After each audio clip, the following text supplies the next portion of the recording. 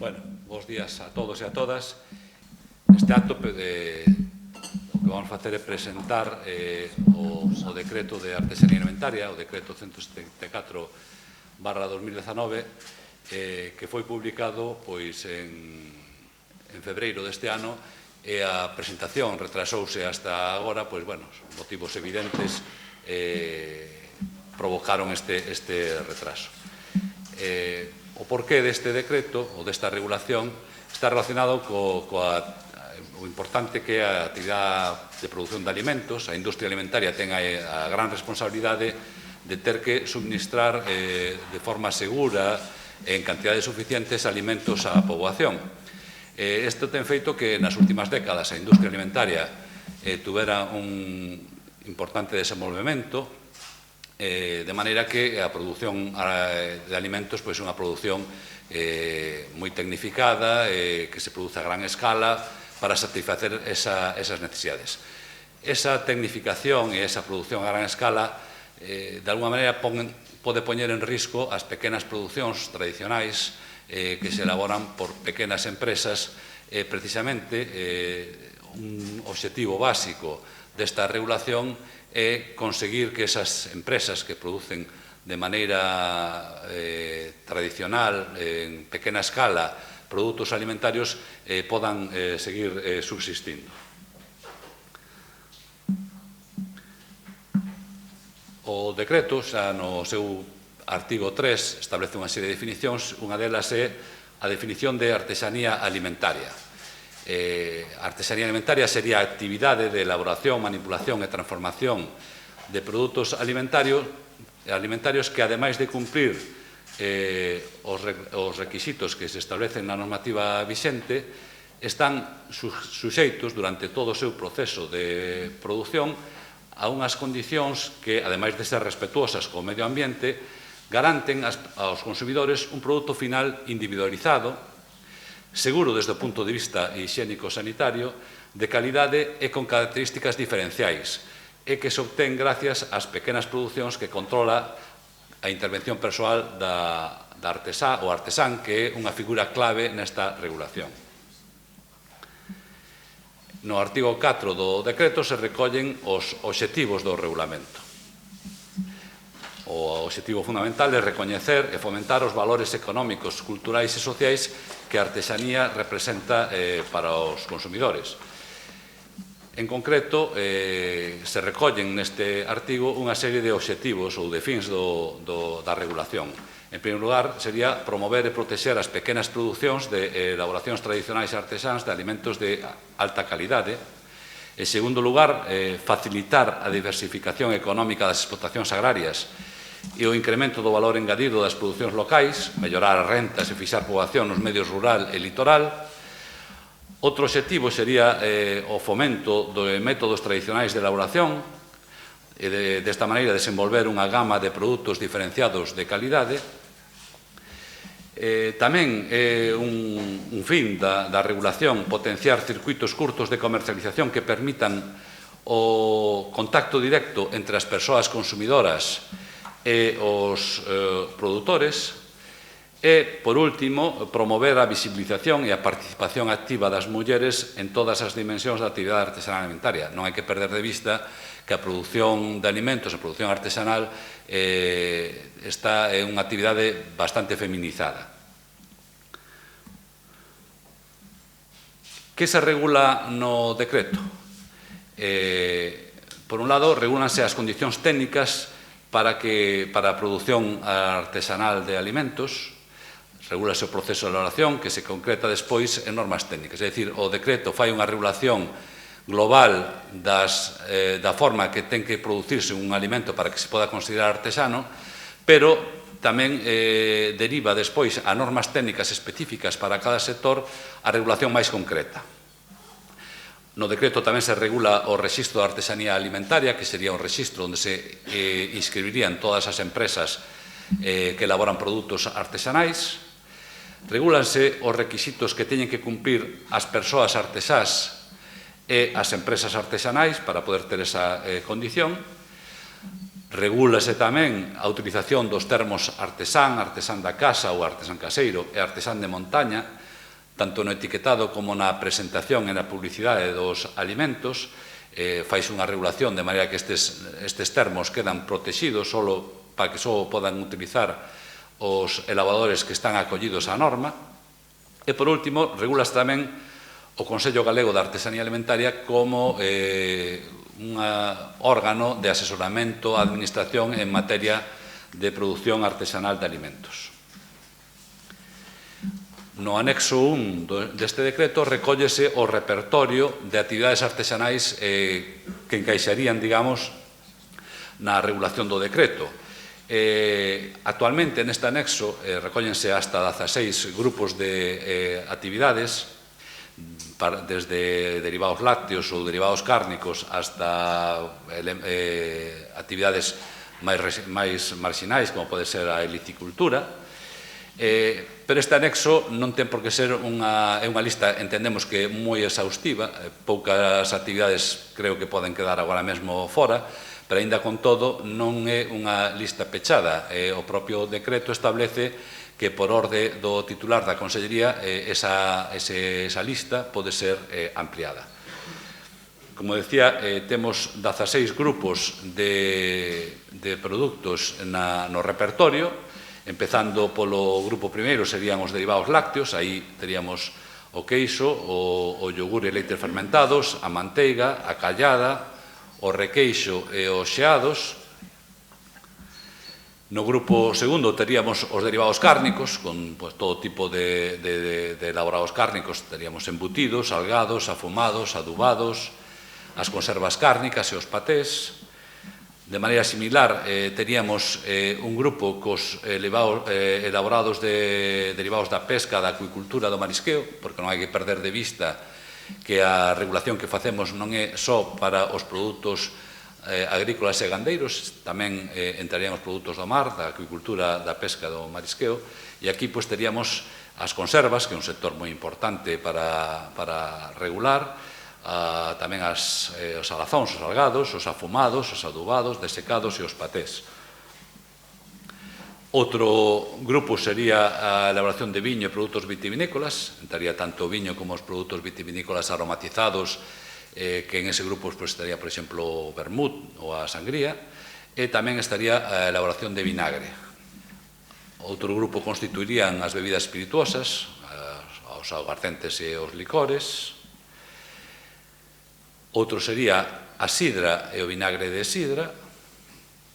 As cervexas é un importante sector a atender está moi de moda a elaboración artesanal de cervexa. Outro grupo serían as conservas vegetais, os zumes e as mermeladas. Despois teríamos os outros produtos transformados de orixe vegetal, este é un pouco un caixón desastre para tratar de recoller todos os produtos de orixe vegetal que non están encadrados nos outros grupos, e aquí podíamos ter pois o que as patatas fritas, por exemplo, os purés ou os produtos desecados de orixe vegetal.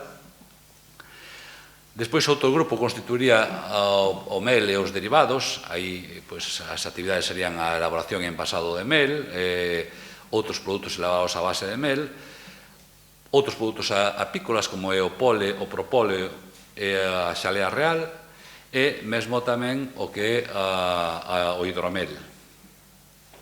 Outro grupo importante é o de elaboración de produtos de panadería, confitería, pastelería e pastas alimenticias. Digo importante porque hai un volume de empresas que teñen actividade que se pode considerar artesanal e que son candidatas a inscribirse no rexistro de artesanía nestas actividades. Aquí estaría a elaboración de pan, a elaboración de empanadas, a elaboración de produtos de confitería, pastelería, bollería e repostería, e tamén a elaboración de pastas alimenticias.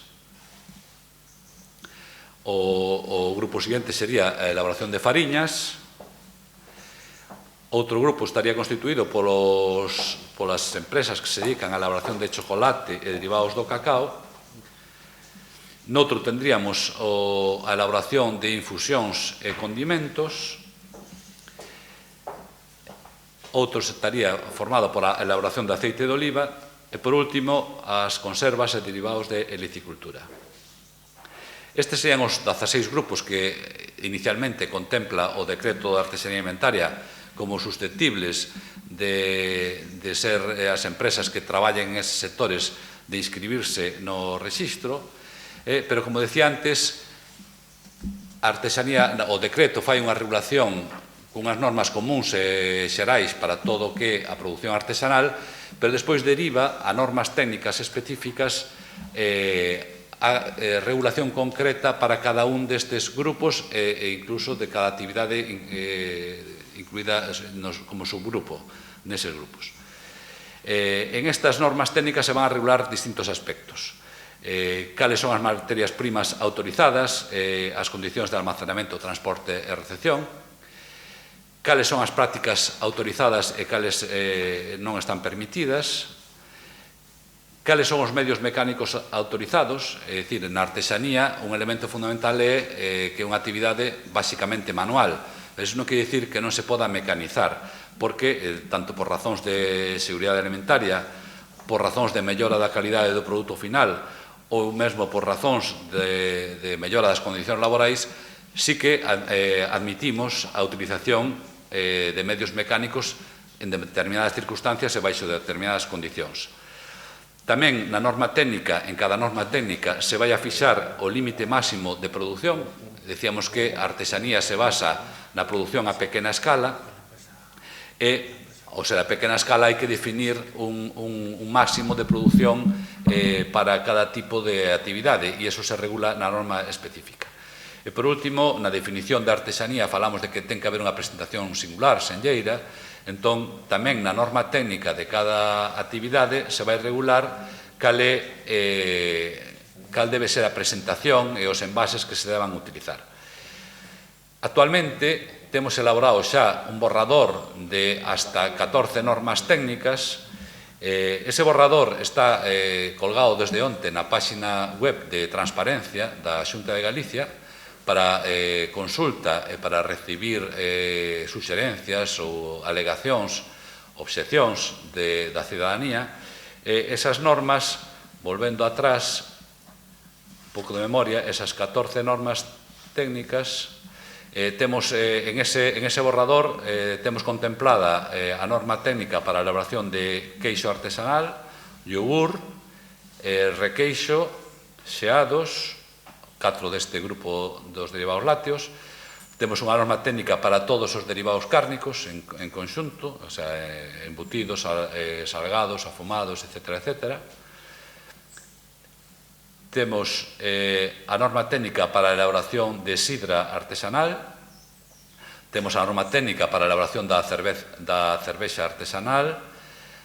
Temos unha norma técnica tamén para as conservas vegetais e as mermeladas.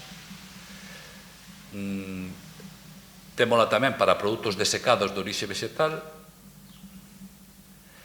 Temos a norma técnica do mel en ese borrador. A de produtos de confitería, pastelería, bolaría e repostería. A de chocolate e derivados de cacao. A das infusións e condimentos. Nada máis, creo que aí dixen todas. Esas serían as 14 normas técnicas coas que saliremos cando se termine de tramitar esa orde e coa que empezará a funcionar o que é a regulación da artesanía alimentaria.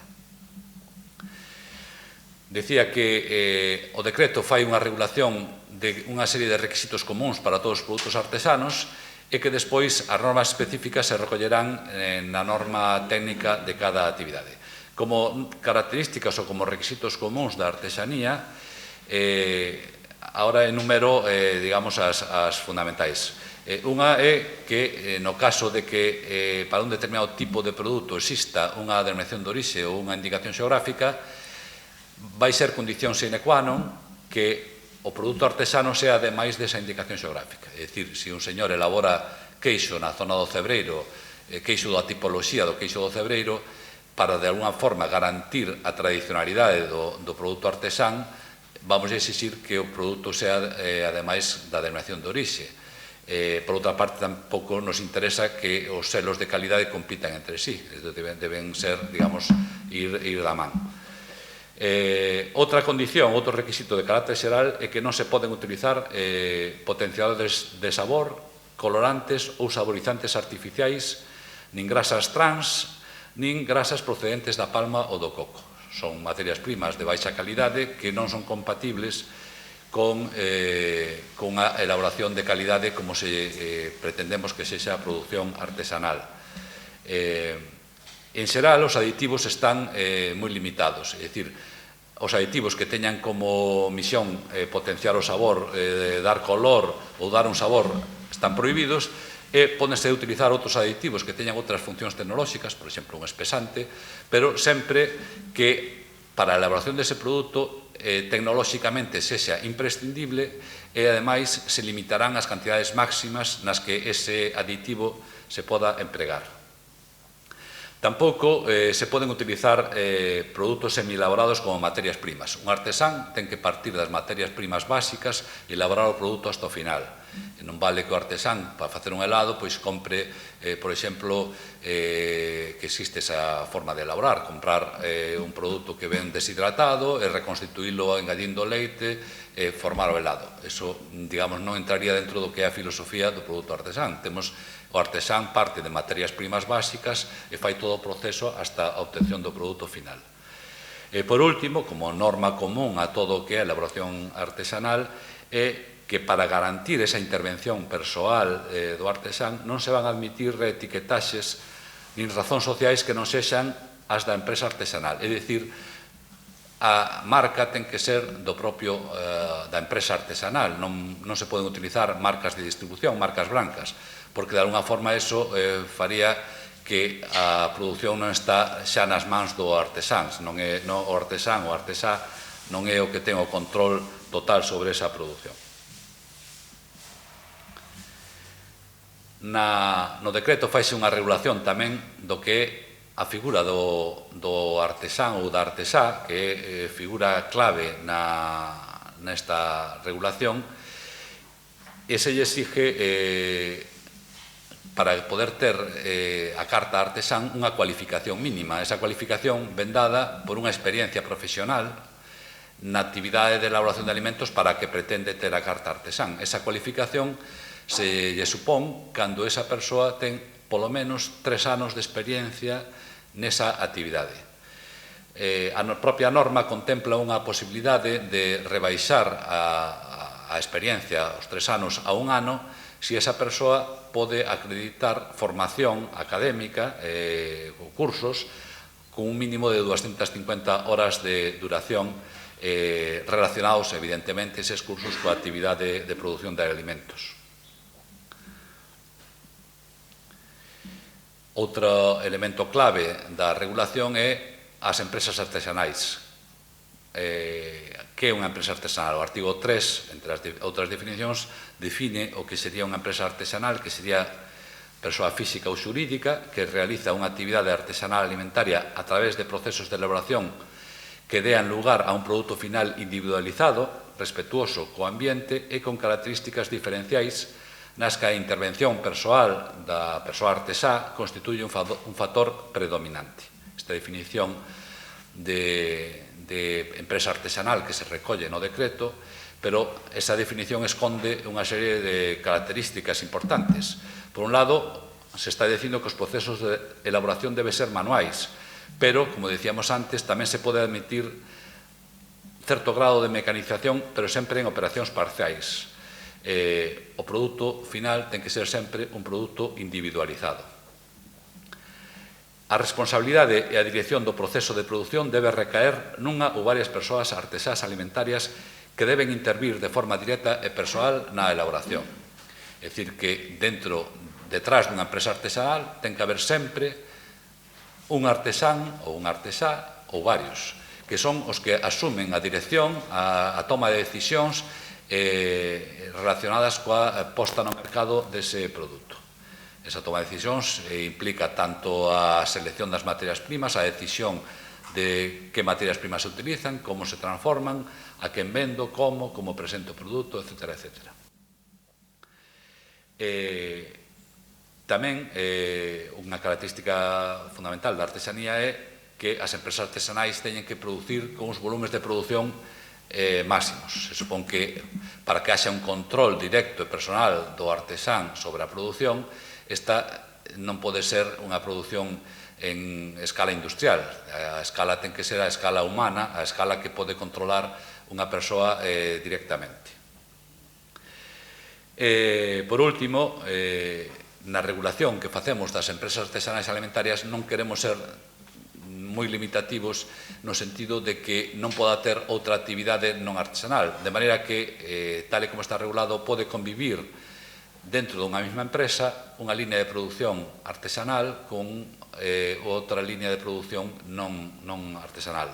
O que si a esa empresa se lles vai exixir unha trazabilidade total, de maneira que a actividade que está acollida o paraguas da artesanía alimentaria sea perfectamente verificable, controlable e que se poda garantir que ese produto está elaborado conforme ás normas deste decreto e da norma técnica específica que lle sea de aplicación.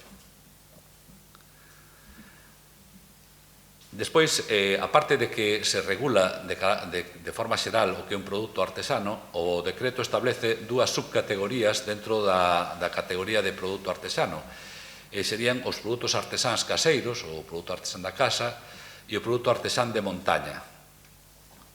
O produto artesán da casa é aquel que utiliza como base fundamental materias primas procedentes dunha explotación agraria, a que está ligada a mesma persona física ou xurídica que a da empresa artesanal. É dicir, son produtos, son explotacións agrícolas, gandeiras, que coas súas propias producións as transforman e elaboran produtos. Os ingredientes principais ou caracterizados de produto deben proceder exclusivamente desta explotación. É dicir que non todos os produtos, se estamos facendo, por exemplo, un yogur artesán e pretendamos que sea caseiro, pois hai que definir que materias primas son, digamos, caracterizadoras. Neste caso sería o leite, seguramente as frutas que utilice e demais. Pero non quere dicir que o 100% de todas as materias primas teña que ser da explotación, porque hai sempre, se usa canela ou non sei que, pois evidentemente determinadas materias primas que non son as caracterizadoras do produto é imposible obtelas na propia explotación.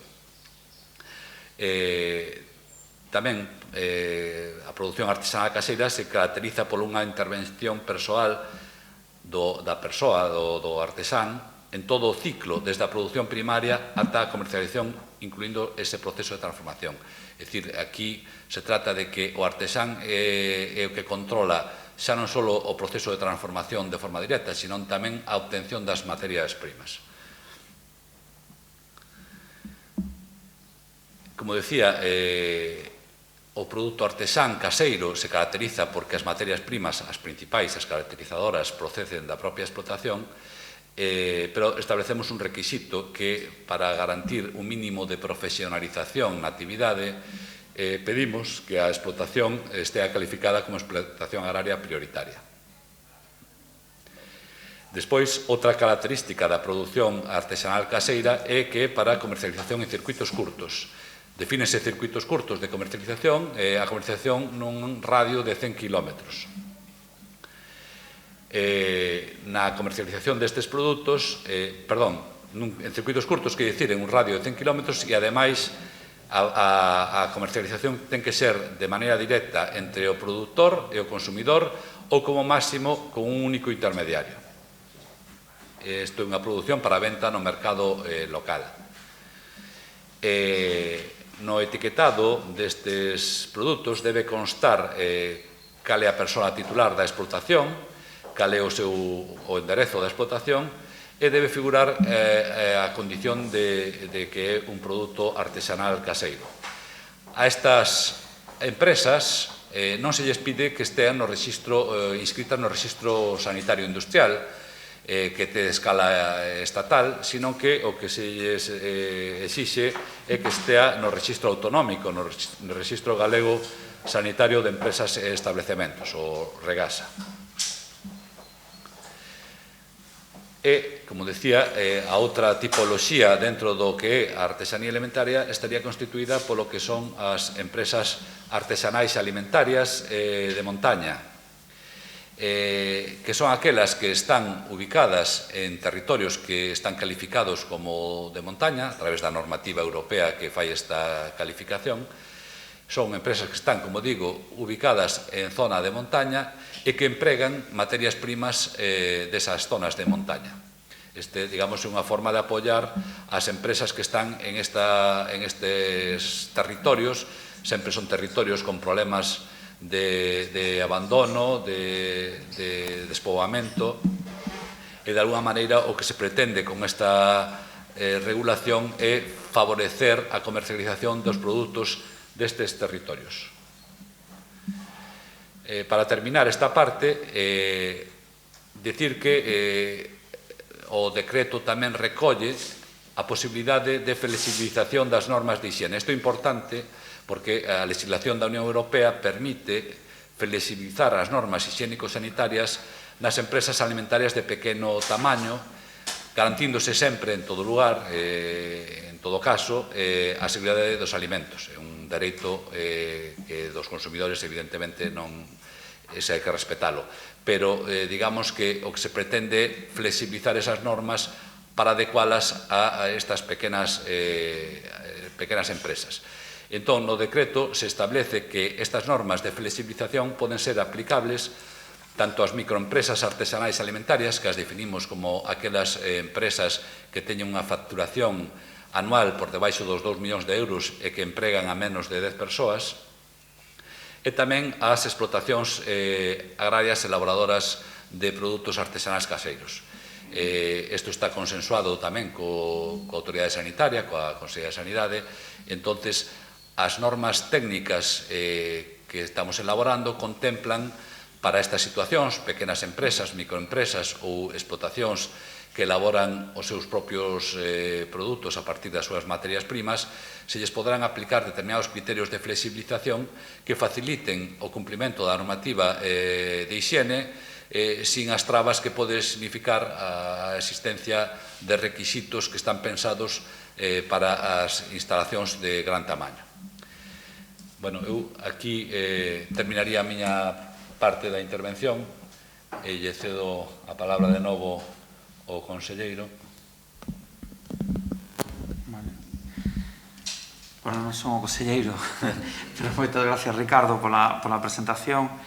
Eu quero agradecervos a vosa presencia nesta presentación deste decreto 174/2019, porque, indudablemente, gracias a este decreto estamos diante dunha oportunidade importante, onde, de alguna maneira, dende a cal nos comprometemos a promover, protexer e potenciar todos os produtos que, como ben explicou agora Ricardo, estamos falando de 16 grupos, pero que é unha lista aberta, non é unha lista pechada coa que non teña posibilidades de medrar e acadar importantes éxitos.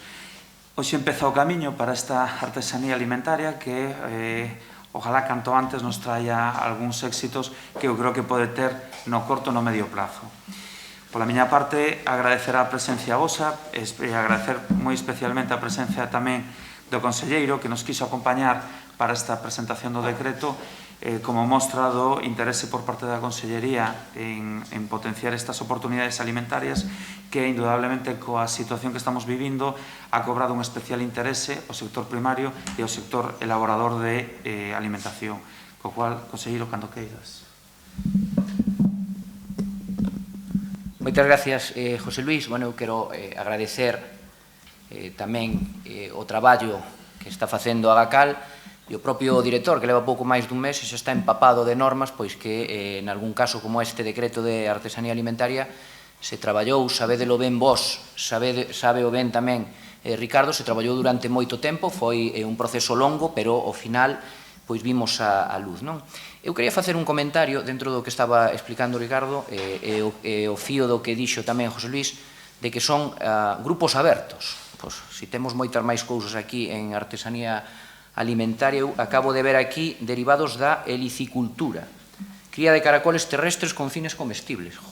Somos capaces de meter aquí prácticamente toda a actividade que se vai a desenvolver de xeito artesán en Galicia, e me parece que son normas que é a clave desta legislación, son normas que teñen que ser moi consensuadas cos diferentes produtores para que todos sexamos capaces de sentirnos cómodos logo dentro desas normas. Por lo tanto, o decreto é a primeira parte dunha normativa que se ten que asentar, sin ninguna dúbida, nesas normas técnicas.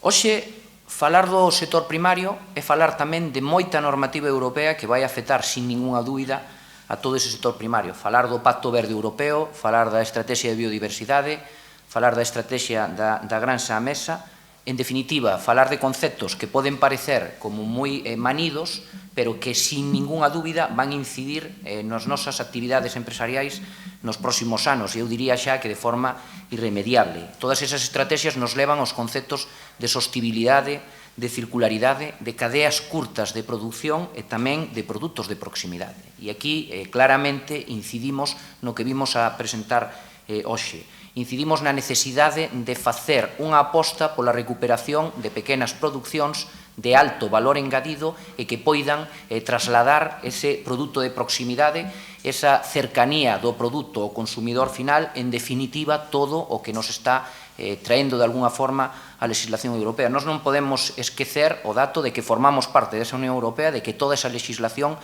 todo ese elenco de normas, pois vai incidir moito na actividade no sector primario nos próximos anos. Eu non teño ninguna dúbida. E o camiño que nós abrimos pola vía da diferenciación, pola vía da calidade, pola vía das marcas de garantía desa calidade é un camiño que se vai ver ao longo destes anos seguro, moi recompensado polo retorno que vai ter a través do consumidor final e a súa aceptación dos nosos produtos. Define o dicionario da Real Academia Galega a artesanía como a técnica ou arte do artesán. E eu certamente non podo estar máis de acordo con esta descripción, porque a artesanía, tal como a temos todos na cabeza, é unha arte. En boa medida, para a xente da miña idade, esa arte facíana aos nosos avós cando facían moitos destes produtos que hoxe lle estamos dando as normas técnicas e que probablemente, Ricardo así non lo pode confirmar, moitas desas normas técnicas recollen a eses aspectos de elaboración tradicional que todos temos na cabeza ou que polo menos en algún momento vimos facer nas nosas casas por seguramente moitos dos nosos antepasados ou neste caso abuelos ou pais. É unha arte e tamén é unha capacidade. É dicir, o propio dicionario tamén di que é a capacidade polo xeral adquirida coa experiencia para facer ben algo que require certos dotes. Evidentemente, eso é un artesán. E ao mesmo tempo tamén isto nos di que non pode ser artesá calquera cousa. Por iso, tivemos que establecer un marco de referencia onde se atopen eses principios que permiten chamar a algo artesá. E eu non teño ninguna dúbida de que este decreto, co que foi traballado, recolle con claridade esas especificidades. Todos os que estamos aquí somos conscientes da gran tradición que existe en Galicia en canto á elaboración de produtos alimentarios artesanais. Son produtos, como decía antes, que forman parte da nosa vida. En algún momento todos estuvimos nalgúna matanza ou nalgúna panadería na que se facía o pan de xeito tradicional, con ese olor que seguro todos temos na memoria. Son produtos da nosa cultura popular e que gozan, ademais, dun alto aprecio entre todas as persoas que son consumidoras destas ou que en algún momento vimos como se facían. E ademais non só aquí, senón que tamén fora da nosa terra, porque Galicia, si por algo é reconocido, é por esa calidade gastronómica. A elaboración destes produtos contribuiu non só a engrandecer a riqueza cultural de Galicia, senón tamén a crear unha economía básica para moitas familias do medio rural. En esta liña, eu penso que todos estaremos de acordo en que temos que apostar pola nosa tradición alimentaria e a súa protección fronte a esa estandarización derivada das formas modernas de produción a que antes aludía Ricardo. Non vamos en contra desa estandarización, senón que decimos que podemos diferenciarnos e que o mercado, sin dúbida, vai apreciar esa diferenciación. Ligada á produción de materias primas de calidade, ás estruturas productivas tradicionais, ao medio rural e ao litoral da comunidade e a súa forma de vida e cultura ancestrais, pero tamén a calidade dos produtos e a protección do medio natural.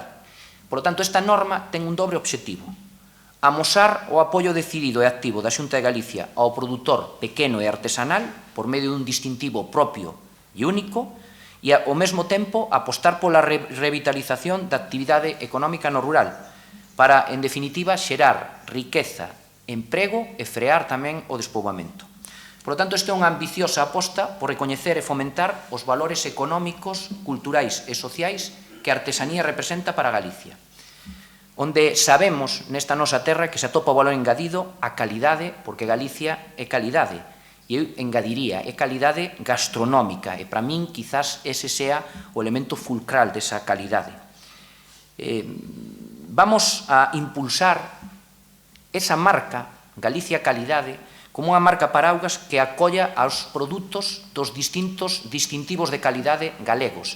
Estamos a falar das denominacións de orixe, das indicacións xeográficas protegidas, pero estamos a falar tamén de artesanía alimentaria, estamos a falar de galega 100%, estamos a falar das razas autóctonas, estamos a falar de produtos marinos que poden estar ligados, como pode ser, por exemplo, o mexilón, pero tamén falamos da necesidade de conxugar todos eses produtos coa nosa gastronomía, cos nosos restaurantes. Temos que ser capaces de identificar estes establecimientos onde se están vendendo, ademais, produtos que engaden ou que amosan a calidade que temos en Galicia. Esta aposta, como decía, tamén pasa por preservar e estimular o abastecemento de empresas artesanais alimentarias, aquelas que elaboran o mellor produto posible de xeito máis ensebre, máis senlleiro e tradicional, reivindicando, por suposto, o produto, pero, sobre todo, conferíndolle ao artesán ou á artesá, ao elaborador, a persoa que dá o mellor de sí mesmo para, coa mellor materia prima, conseguir ese produto único, por suposto, o valor que merece. O Decreto de Artesanía Alimentaria que hoxe presentamos e as súas normas técnicas é a ferramenta para acadar os obxectivos que nos plantexamos. É o instrumento polo cal se define claramente o que se considera artesanía alimentaria e establece tamén as condicións necesarias para esa distinción. Non calquera cousa é artesán, xa o dixe, e temos que ter esta ferramenta normativa para poder aclaralo ao consumidor final. Ademais, a norma contempla a realidade que hai a día de hoxe respecto aos produtos artesás, e, polo tanto, define dous tipos. Tamén se o explicou Ricardo, pero penso que é importante tamén remarcalo. Os produtos caseiros ou da casa, que proceden de explotacións agrogandeiras que transforman a súa materia prima en circuitos curtos de comercialización. Falaba Ricardo da necesidade de que haxe aí un artesá o máis profesional posible, que esas explotacións de algún xeito tamén sexan modélicas, e aí traballaremos dende o punto de vista da sostibilidade medioambiental. Tamén a diferenciación dos produtos artesáns de montaña, a artesanía alimentaria de montaña para produtos procedentes de empresas radicadas en zonas específicas cualificadas como de montaña pola Unión Europea e que son tan características do noso rural e da nosa fisonomía da paisaxe, que, polo tanto, teñen tamén produtos alimenticios específicos desas zonas. En definitiva, concluindo respecto do que decimos do decreto, é unha norma necesaria e útil que beneficia aos artesáns e as artesás, pero tamén aos consumidores, que son os que van ter a garantía de que eses produtos se están elaborando conforme eses criterios. Este decreto garante a distinción de produtos que de verdade son artesáns, de calidade diferenciada, un extra que os identifica e ao mesmo tempo que os complementa. E este beneficio tamén o experimentan aqueles produtores que, a través desta marca, van a poderse diferenciar no mercado e valorizar, porque isto se trata deso, de ter maior valor engadido ás súas producións. Falamos, en definitiva, de valor económico, pero tamén de relevancia social e cultural, porque defendemos unha tradición e unha calidade diferencial propia dos recursos endóxenos e respetando sempre a filosofía sostible da Galicia verde. E remato xa poñendo en consideración un fito, unha reflexión que quero compartir con todos vós. Neste contexto actual no cal a modernidade parece favorecer unha estandarización dos hábitos alimentarios, parece que non hai lugar para os consumidores selectivos que prefiren o natural, esa verdadeira calidade. Eu penso que, sin ninguna dúbida, esta pandemia viu afectar esa liña que tiñamos de estandarización, que xa estaba comenzando a revelarse moita xente e que, aproveitando a pandemia, temos que ser capaces de acoller esa aposta polo produto do sector primario, polo produto local, polo produto de cercanía. Quero vos simplemente sinalar que durante a pandemia a iniciativa que tuvo a Consellería de Mercaproximidade foi acollida de forma extraordinaria. Tuvemos aí 450 produtores que querían comercializar eses produtos nos supermercados, en eses canales que lle permitían chegar ao consumidor final, e a acollida, como digo, por parte do consumidor final foi moi importante. Cada vez hai máis concienciación por parte do consumidor final da necesidade de poder acceder a ese produto de cercanía, a ese produto de calidad diferenciada, a ese produto, en definitiva, elaborado con estándares que permiten garantir tamén o seu carácter saudable. Por iso, esta Consellería aposta pola singularidade como fórmula para facer frente a ese proceso que decía antes de estandarización. Apostamos polo aporte de valor engadido aos produtos, pola excepcionalidade e, sobre todo, pola calidade que nos define. Son engadidos, son ameceduras artificiais. Apostamos pola arte, polo san e, por suposto, apostamos polo galego. En definitiva, tamén pola artesanía alimentaria de Galicia. Nada máis e moitas grazas. Bo día a todos e todas. Toca agora a min continuar esta presentación en torno á artesanía alimentaria e a todo o esquema de control e de incorporación a ese sistema por parte de operadores e artesáns e artesás. Antes me gusta enfocar un pouquiño o que quere dicir esta parte máis árida que supón o control, con ánimo de intentar, de facelo ver como unha parte moi importante no esquema xeral de produción e diferenciación de un produto de calidade.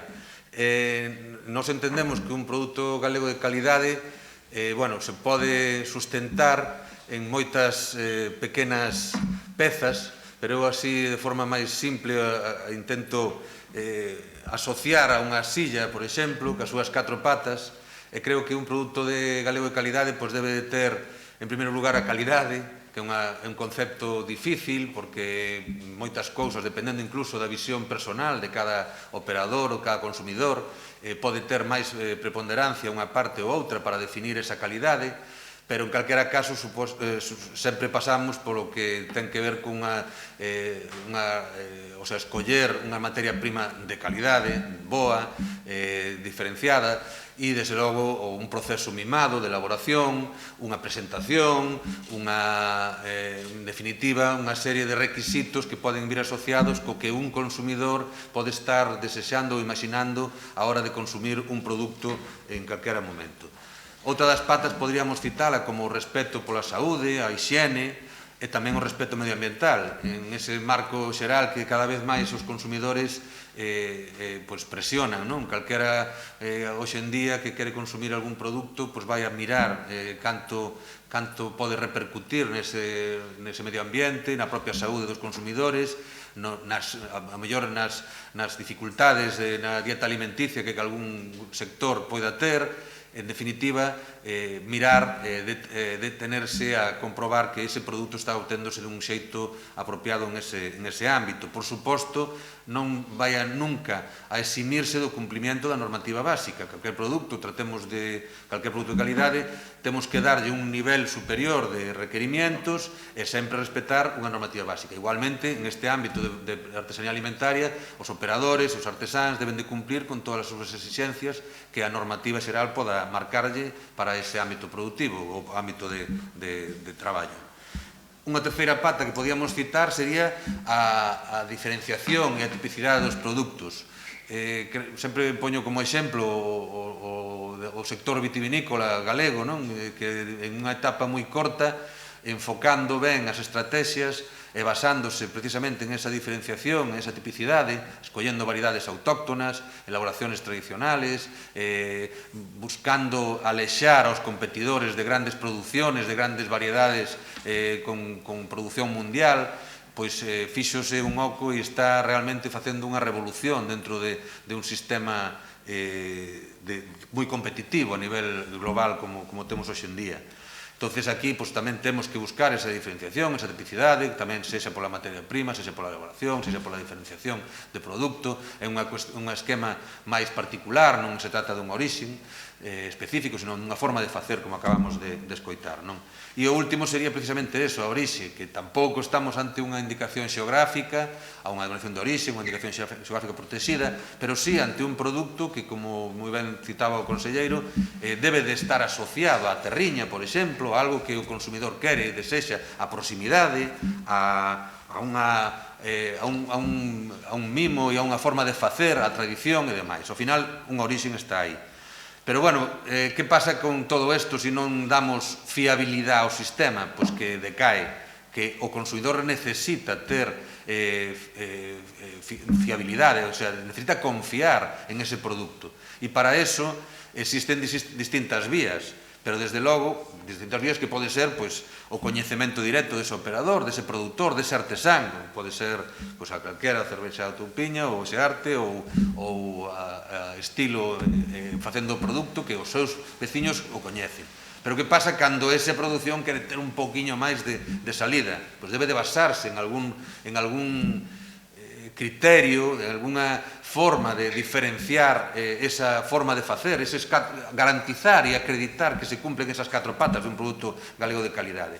E para eso pois, temos unha segunda opción, que sería unha marca, pero a máis importante, a máis pois, de maior bondad a hora de dar esa fiabilidade ao consumidor, sería un control e unha certificación. Eso é o que vamos a empezar a falar un poquinho agora de como se incorpora un sistema e como se garantiza que o sistema dá un produto diferenciado de calidade e con carácter artesano.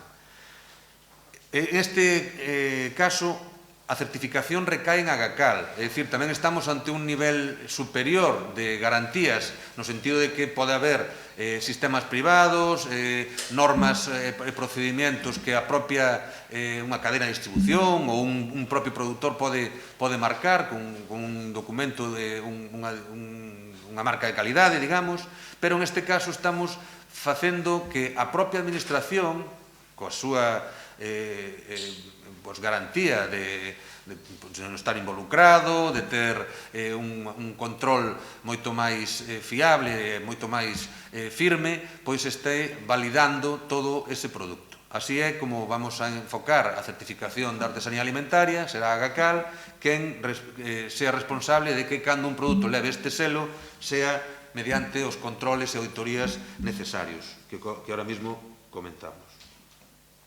Vale, o primeiro, como acreditar a condición de artesá ou artesán? Bueno, en primeiro lugar, será mediante unha declaración responsable do cumprimento dos requisitos conforme ao formulario normalizado existente. Este procedimento de declaración responsable o que pretende é facer máis áxil a incorporación ao sistema. Unha persona artesá pode solicitar o rexistro e automáticamente xenerar actividade. Como veremos, pasa igualmente nunha empresa artesana.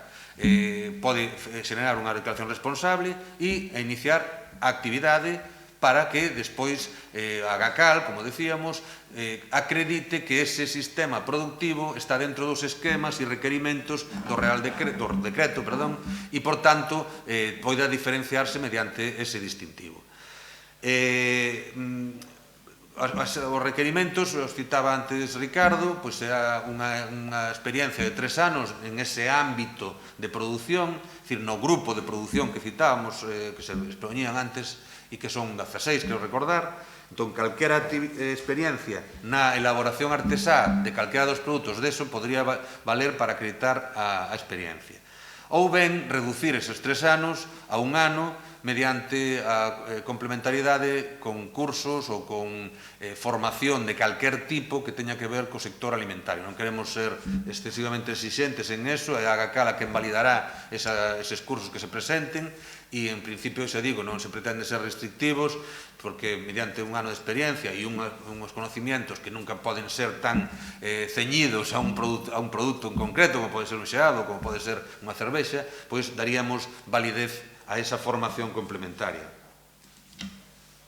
Ben, acabamos de falar do artesán, o mismo pasa coas empresas artesanas. En este caso, para utilizar os distintivos, pois deberán de aplicar a mesma declaración responsable.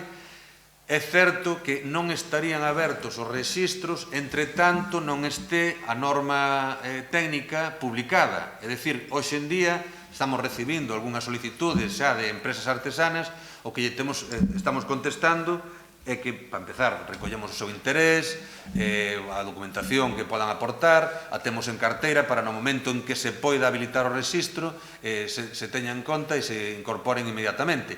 Pero hasta que non este publicada a norma técnica dese produto, o decreto especifica que non podrá abrirse o rexistro para ese produto determinado. Como comentábamos anteriormente, xa están no portal de transparencia publicadas 14 normas técnicas. No proceso dos próximos meses, con validación da Unión Europea incluído, en 3-4 meses estarán abertos esos registros en as 14 normas técnicas e, por tanto, incorporarse a elo. Unha declaración responsable a partir dese momento e inicio da actividade. Habrá que abonar unhas tasas, están reguladas tamén no decreto, é unha pequena cantidade, e, por suposto, habrá que presentar unha documentación que no primeiro momento se requerirá, se non está completa esa solicitude, e se procederá en base a esa documentación a facer as auditorías oportunas. Bueno, como decíamos, a GACAL é o órgano de control e no que se debe de basar calquer procedimento de control e certificación é na validación ou no seguimento de un proceso de autocontrol do propio operador, do propio produtor. É dicir, o responsable desa empresa artesana e o propio artesán, artesá, van a ser quenes teñan que sentar as bases dese control e desa certificación ou desa garantía de producir dentro do esquema de artesanía. E, en ese sentido, terán que respetar, por suposto, como citábamos tamén, as condicións higiénico-sanitarias que correspondan, que marquen a normativa ou a norma técnica. Un básico en todo o tema de control será a rastrexabilidade ou a trazabilidade, de forma que os produtos teñen que estar diferenciados de outras liñas de produción, por suposto, se se fai unha produción mixta, produtos artesanos e produtos non incluídos dentro da artesanía, pero, ademais, en calquera dos casos, na produto artesán, diferenciando desde os proveedores, as materias primas, como se elaboran, e a onde chegan, e todo o tema, o percorrido, ou a traza dese produto ou alimento que vai a chegar ao mercado. Ten tamén unha contabilidade diferenciada dos produtos artesáns alimentarios, marcando especificamente os proveedores, a natureza e cantidad de materias primas, como decíamos, os produtos elaborados, a data de produción, o tempo de curado, de ser o caso, os clientes e demais. Isto, outro día comentábamos tamén cando presentábamos a ISP PAN galego aquí mismo, e pode ser unha, ainda que pareza en principio nada importante, pode ser unha das trabas que temos que intentar saltar cada un de nós, operadores, me refiero, empresas artesanas, no sentido de que debemos de establecer unhas rutinas, unhas prácticas, unhas formas de anotar todo o tema de todas as cuestiones procesales que vayamos a estar aplicando, as entradas de materias primas, os procesos, todas esas cuestiones deben sistematizarse e probablemente non, penso que con seguridade nos van a axudar, ademais de acreditar o suficiente para que se poida certificar e permitir o uso do logo, a rentabilizar os procesos da propia empresa. Calquer procedimento empresarial con un orden, unha sistemática e demais vai a ter unhas ventaxas que nadie discute. Bueno, outras obrigas cita o decreto en cuanto a comunicar a GACAL sancións e infraccións graves, permitir e facilitar as auditorías e os controles, como en calquera outro dos sistemas productivos, sistemas de produción de calidad diferenciada, e abogar os custos dos controis. Tamén se pretende que os custos dos controis sean reducidos, de feito se van a incorporar en unha orden de prezos privados próxima, de forma que, polo menos nas primeiras etapas de incorporación ao sistema, tampouco supoña un problema económico ou un cuello de botella para que o sistema non poida alcanzar os niveles que desexamos todos. É dicir, vai ser algo moi razonable e esperemos que asumible. Bueno, uso dos termos no etiquetado, presentación e publicidade. Esta quizás sea unha das maiores ventaxas que o sector ve, polo que estamos palpando. Estamos fartos todos, os consumidores, e sobre todo, entendo, os artesáns, de ver no mercado produtos estafa, é dicir, produtos que hoxe en día aínda máis peligrosos pola potencia que teñen os medios de comunicación, as redes sociales, o marketing, as formas de expandir de unhas cadenas e demais, o uso abusivo do término artesán ou artesá, caseiro ou calquera outro similar. Entonces, gracias a esta normativa que temos xa de aplicación e que as normas técnicas publicadas empezarán a producirse, poderemos diferenciar os produtores artesáns e poderemos perseguir a aqueles que non o son, habilitar todos os sistemas de control e de seguimento do fraude que poidan normalizar o mercado destes produtos. Eu penso que é algo moi importante e, de feito, palpamos nas reunións cos operadores. Os produtos de outras comunidades autónomas ou outros estados da Unión Europea, dos países e do Espacio Económico Europeo, a ELC, Turquía, que teñen un estatus específico, poden usar esta mesma denominación se se axustan a unha normativa oficial específica de artesanía alimentaria. É dicir, se teñen unha normativa similar en outra comunidade autónoma, por exemplo, e están acollidos a ela, poderán presentar os seus produtos en Galicia de igual xeito. É dicir, poden facer o mesmo uso, pero se non, non. Temos un distintivo, que isto é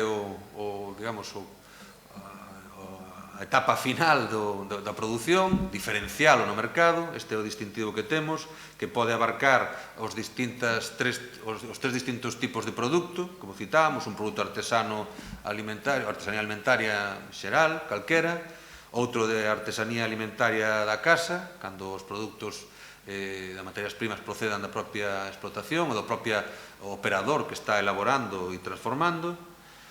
E, por último, un produto diferenciado como artesanía alimentaria de montaña, que tamén, como explicou ben Ricardo, supón, non sei se é esta, sí, supón estar ubicada, obter as materias primas desas zonas de montaña e estar a industria ou a empresa artesana ubicada tamén en esas propias zonas de montaña. Xa adiantábamos anteriormente, beneficios de inscribirse no registro de artesanía alimentaria.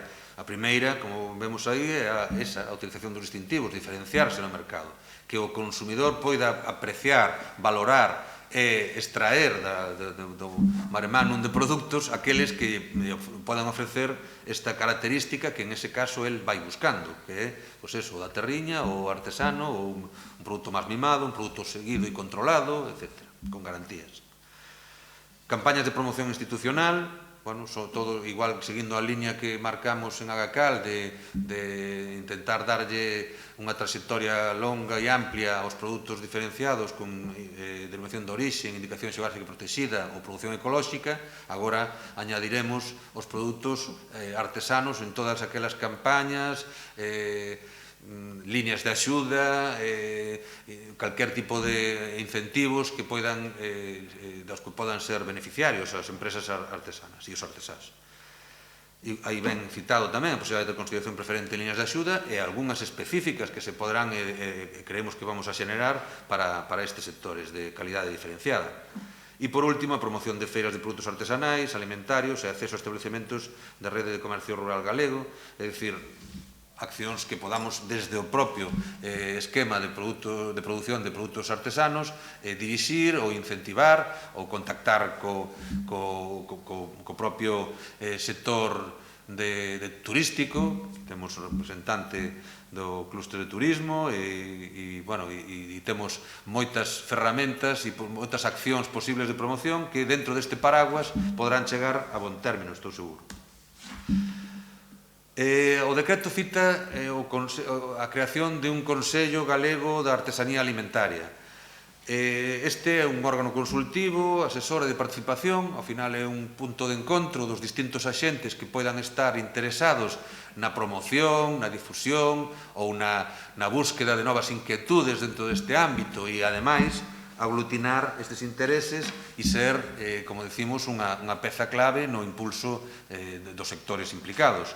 Está regulado de xeito que hai representantes da Xunta de Galicia en distintas áreas, como son a propia Agacal, concretamente o Departamento de Certificación, o Departamento da Consellería de Medio Rural de Industrialización e Comercialización Agroalimentaria, o mismo no caso do ámbito pesqueiro do mar, o Instituto Galego do Consumo da Competencia, a Axencia Galega de Desenvolvemento Rural, a Artesanía Non Alimentaria, que tamén está aquí representada, e agradecemos a súa presencia, e o apartado relacionado ca sanidade, higiene e demais.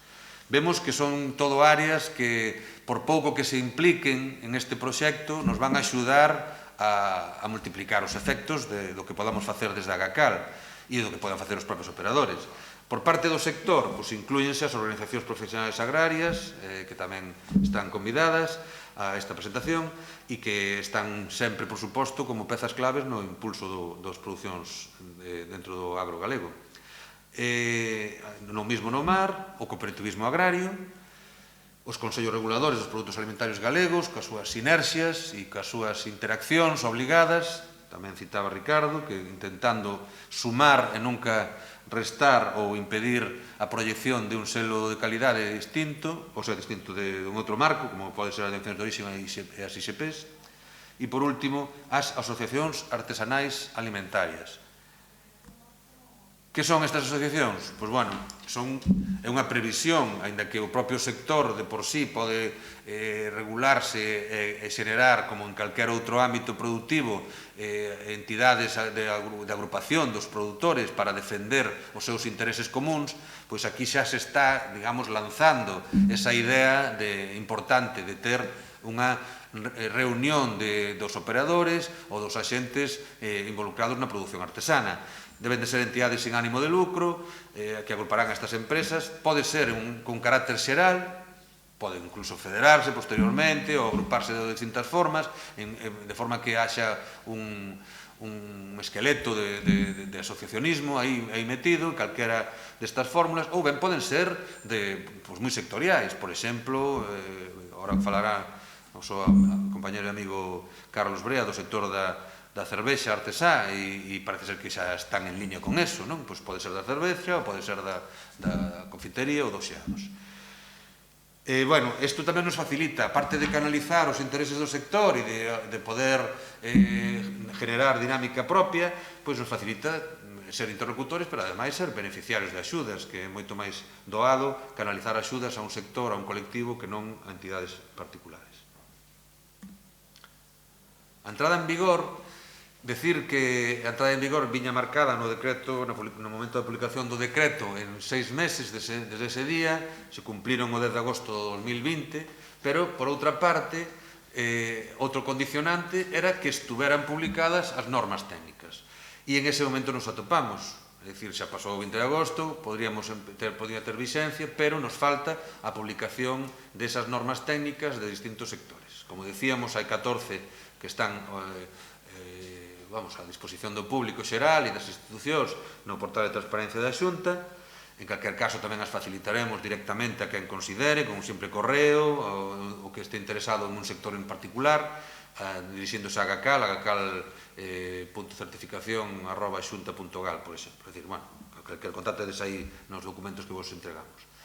E decir que esas normas técnicas que están aí colgadas, antes de que me quede no tinteiro, pois decir que proceden dun análisis técnico, evidentemente, que a propia estrutura da GACAL pode ter, o conocimiento específico, general e de carácter agronómico ou de industria agroalimentaria, pero, sobre todo, están basadas no apoio dos artesáns ou de un grupo de artesáns que tuveron a ben axudarnos, reunirse con nós durante non unha, sino moitas sesións, e dese xeito nos ser capaces de palpar o que o propio sector que estamos regulando cree que debe de ser ese produto artesano, cales deben de ser os seus esquemas obligados, cales deben ser as súas limitacións, o seu acotamento para que se poida diferenciar como tal.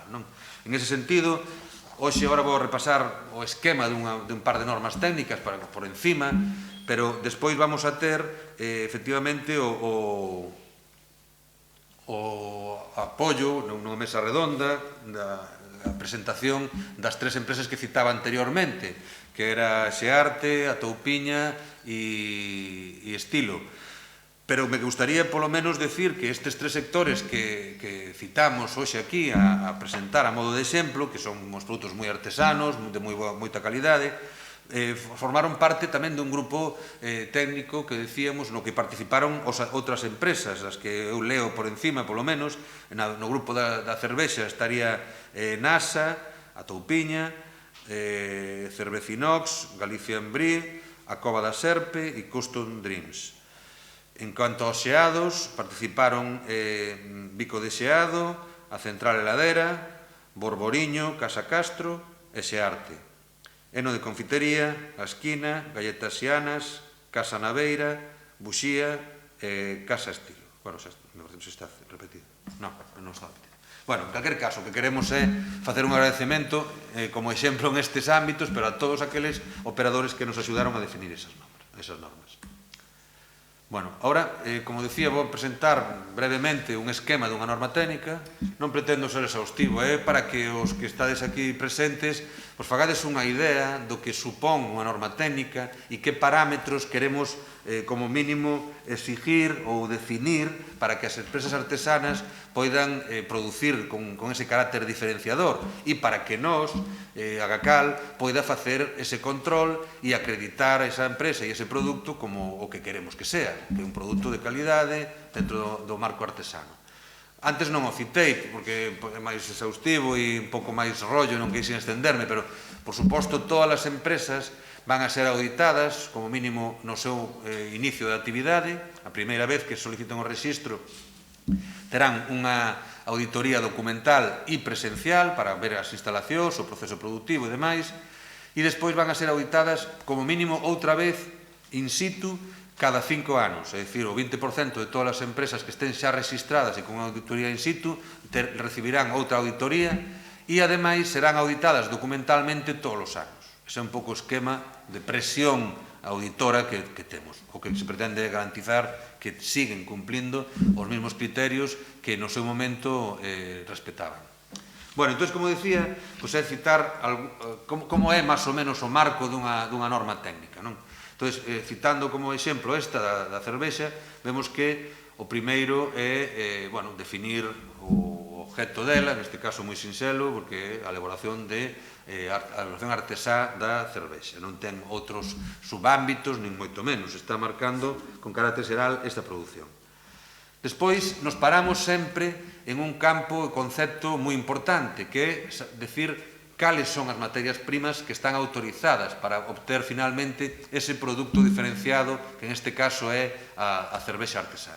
Entón, en este, por exemplo, temos definido que van a ser calquera dos cereais, pero non vai a permitirse que sexa o millo e o arroz, por exemplo, e poderán ser estes cereais.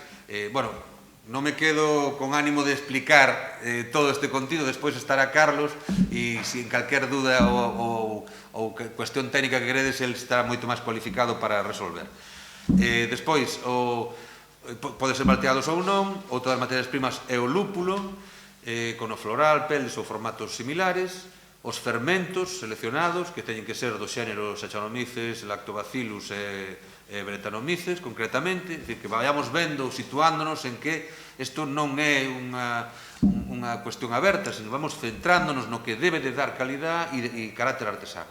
Froitas, especias naturais e calquera outro ingrediente utilizado na alimentación humana, distinto dos propios da cervexa e sempre que non exceda o 2% en peso do produto final. Outra limitación. E, por suposto, a auga.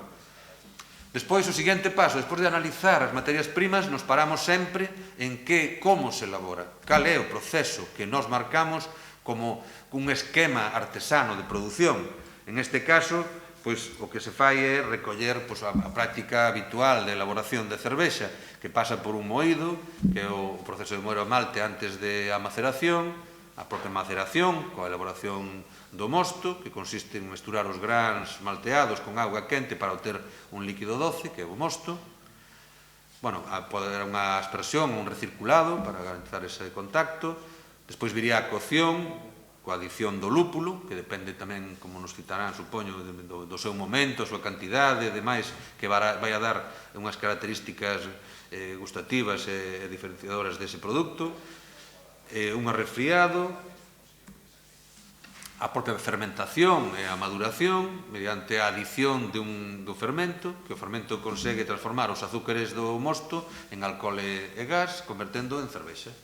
A duración deste proceso non poderá ser inferior a 3 semanas, é outro dos límites. Despois viría unha fase de clarificación que poderá realizarse en distintas fases do proceso de elaboración da cervexa, levarase a cabo mediante o manexo de parámetros físicos ou ben mediante a adición de irismós ou carraxenato. E, por último, quedaría a fase de embotellado. Bueno, estamos facendo un resumo do que supón ese proceso de elaboración que cada norma técnica vai a ter. Despois, outro apartado específico que aquela norma técnica ten e que tamén é moi importante, é dicir, que prácticas están autorizadas. Por suposto, cada produción artesanal, como decíamos ao principio, debe de cumplir con as normas básicas de higiene ou tamén de produción sectorial. Nós estamos sempre respetando e tendo en conta as normas de calidade dos distintos produtos alimenticios que están marcados mediante Real Decreto Ministerial ou con carácter xeral para todas as producións, sexan artesanas ou non. É dicir, que estamos sempre subindo un escalón sempre nas exixencias a estes produtos.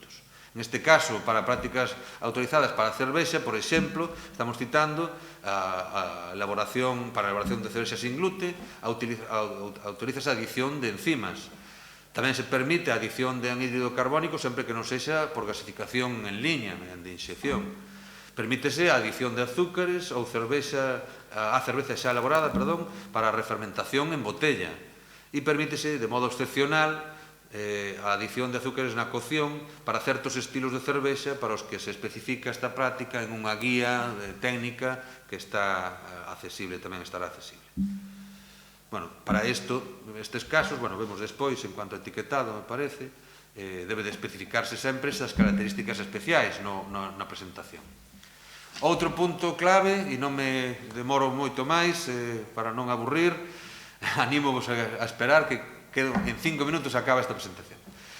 As prácticas prohibidas, claro, volvemos a facer un corsé, unha limitación ao produto e, por suposto, temos que pararnos en que non pode facer ese artesán para elaborar e diferenciar no mercado ese produto. E, concretamente, neste caso, estamos prohibindo a pasteurización e a microfiltración, a transformación do almidón en azúcares mediante hidrólise exclusiva ácida, calquera manipulación ou transvasamento fora das instalacións productivas, a adición de alcohol, excepto procedente do propio proceso de fermentación e elaboración da cervexa, a sustitución do lúpulo ou os seus derivados por outros principios amargos, a neutralización despois do proceso de fermentación. Seguimos con outras prácticas prohibidas, a adición de arroz, o emprego de arroz e millo, o emprego de extracto de lúpulo, a adición de anhídrido carbónico a través do proceso de gasificación en línea, como citábamos, etc. Bueno, non me estendo porque quero máis ben marcar os apartados que levan a norma técnica que non a especificación deles. Posibilidades de mecanización, pois tamén é unha das cuestiones que, como citaba na primeira exposición Ricardo, debemos de pararnos a limitar, porque, en principio, non pode permitirse que un produto artesán sea obxecto dun procesado mecanizado de punto origen a punto final, mediante, como se fora a elaboración de churros, que podemos citar, entre comillas, sino que permitiremos aquela mecanización que sea lóxica, que permita unha calidade na elaboración, pero que tamén sea fruto da participación do artesán de forma limitada, con entradas e salidas de produto controladas e demais. E, por último, outro dos conceptos que debemos de plasmar en unha norma técnica, como citábamos incluso na propia definición original de que é un produto artesán, é aquele elaborado en pequenas cantidades, supervisado por artesán e elaborado en pequenas cantidades. Pequenas cantidades, grave problema, non? A ver, cal é pequenas cantidades? Nós o que intentamos é asociar este concepto de pequenas cantidades a aquela cantidade que o artesán é capaz de controlar. E para eso contamos con este grupo de empresas que están colaborando nestas elaboración de normas técnicas e que nos dicen hasta que nivel podemos entender que un artesán en este sector pode controlar directamente ese produto. E, concretamente, en este caso, saliu deste grupo de produción, de colaboración, das empresas artesás, a cantidade de 250.000 litros anuais. Para un será un pouco excesivo, para outro será un pouco tal, pero bueno, intentamos polo menos definir esa pequena cantidad. Tamén é certo que non se trata só de facer unha norma para aquel produto que por ser artesán non vai a ter presencia no mercado máis que na súa proximidade. Tamén pretendemos que haxa unha visibilidade dese produto, que as empresas podan medrar, que podan, por suposto, se é posible, añadir esa economía no medio rural, pero tamén alcanzar as plataformas de comercialización que sean oportunas para que o produto este accesible ao consumidor en xeral. Bueno, outro punto, e casi dos últimos, é a presentación en envases. Decíamos que debe ser un produto individualizado e diferenciado con un carácter de calidad tamén en esta fase. Entón, deberán ser envases. En este caso, exigimos que cumpran os criterios establecidos no decreto de artesanía, garantindo o carácter senlleiro do produto, pero, en este caso, por exemplo, non se admite o uso do plástico. É algo que sempre valoramos en todos os grupos de normas técnicas. Pois eso, temos unha batalla xeral co plástico, hai veces en que non podemos evitalo, hoxe en día, porque non hai a tecnoloxía adecuada, pero neste caso todo o grupo estuvo de acordo en limitar a utilización do plástico nos envases.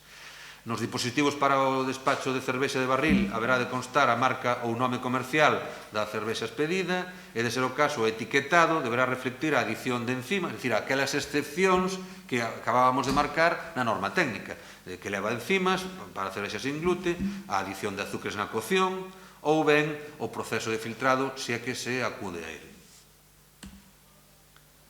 Bueno, para a cervexa artesada casa ou caseira, pois o mismo. En este caso, se exige que os produtos, os cereais utilizados e o lúpulo sean procedentes da explotación agraria catalogada como prioritaria, cuxa titularidade recaia na mesma persoa física ou xurídica que da empresa artesanal. É dicir, o produtor da empresa e máis o produtor das materias primas están, cando menos, íntimamente ligados e, por tanto, pode darse a consideración de produto artesán caseiro ou da casa. Concretamente aquí, nos comentará agora Carlos, supoño, que el tamén ten a produción do lúpulo propio, non sei se do Orxo ou non, pero, bueno, en calquer caso, é unha vía que el nos aclarará despois se ten potencialidade ou non en Galicia. Como decimos, tamén exigimos, pero isto xa son requerimentos xenéricos para todas as producións en cuanto a rastreabilidade de registros, que fala de marcar os proveedores, as materias primas, as entradas, a elaboración e demais. E listo.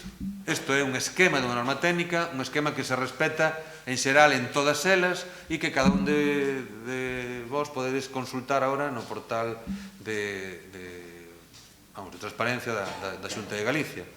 E nada máis, non me estendo, gracias pola atención e damos paso entón á seguinte fase, non, Ana?